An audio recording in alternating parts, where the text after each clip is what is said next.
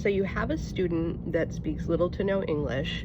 Here are some free Google tools that can help you out. First of all, I'm going to open up a brand new Google Doc by typing doc.new.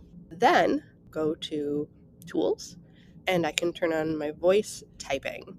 Now, my voice typing, you have lots and lots of options. There's Arabic on here, which is something that's great for us. So if I'm a student in the class, they click to speak. Say, Hola, ¿cómo estás?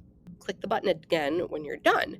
Now, as the teacher, you have a couple of options. You can either select the text and copy it, and then bring it into Google Translate window, paste that in, and hit translate. Or if it's an entire assignment, you can go to Tools, Translate Document, and it will actually make a new copy, a translated copy of the document, and you get a duplicate of the assignment. Hopefully that helps with your student-teacher communication.